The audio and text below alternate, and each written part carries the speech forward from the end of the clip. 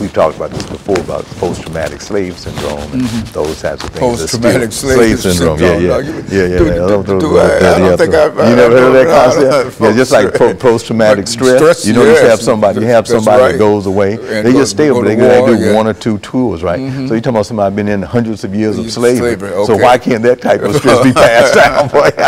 You say, just go there for 6 weeks and come back, they all messed up. That's right, and we've been through it for life. That's right. They take an elephant, they take them out the jungle, put them in a circus and keep them there. They wonder why they go crazy every once in a while, running on, and they think that we shouldn't have that. Okay, well, that's good. I'm gonna throw a little bit of that in there. That's excellent. Yeah, I appreciate that. Yeah, that's excellent. Sociology of race. That's excellent. I'm glad we did this. It makes sense. You've got so much information. Just all that information. How do you coin it down to like segments?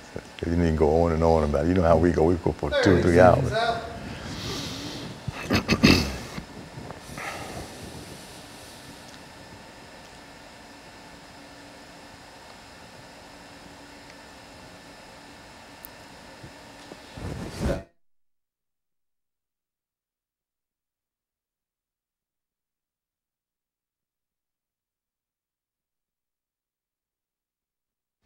Thank you and welcome back to the final segment of the show for today. We're talking to Dr. EKSanford from Tennessee State University, and he's given us a sociological understanding of race in the United States of America.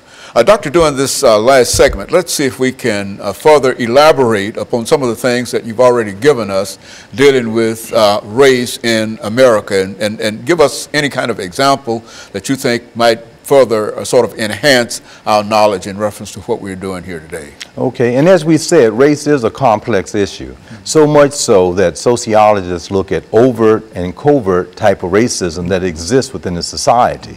Overt is the traditional one that people might say, yeah, it's so obvious that you've lent someone or you've done some other items out there that's just so glaring. During the civil rights movement, when dogs and water holes, it's just glaringly.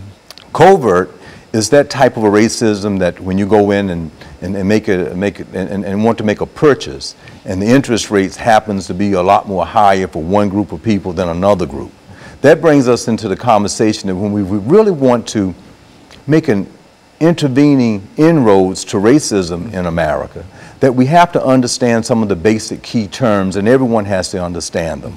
For one, we have to understand dominant group and subordinate group.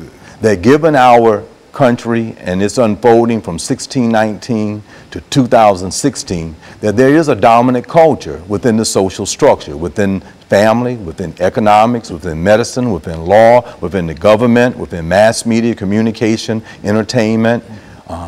All of those institutions that are here in America were defined by the dominant group. Now, I know we've been talking about African Americans, but it's assumed that all other ethnic groups that come in with different cultures and languages and backgrounds have to assimilate, which is a process of understanding your own culture, but then learning all of the dominant culture's values and norms. And that's what happens within American society, and we've all done that. One of the major institutions, such as education, from first grade through high school, and then from there through higher education, has a tendency to do that. We're supposed to assimilate, which people have done. But what happens in many instances that people do not understand racism part and discrimination part, which is looking at another person based on those alleged or real physical characteristics and then acting toward that person in a certain way.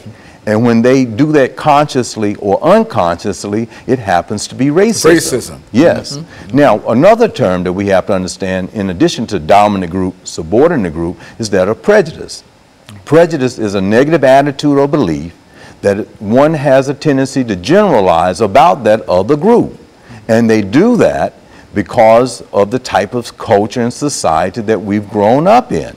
And sometimes it's very unconscious. For instance, we all know about the disparities that have happened with police officers killing African Americans.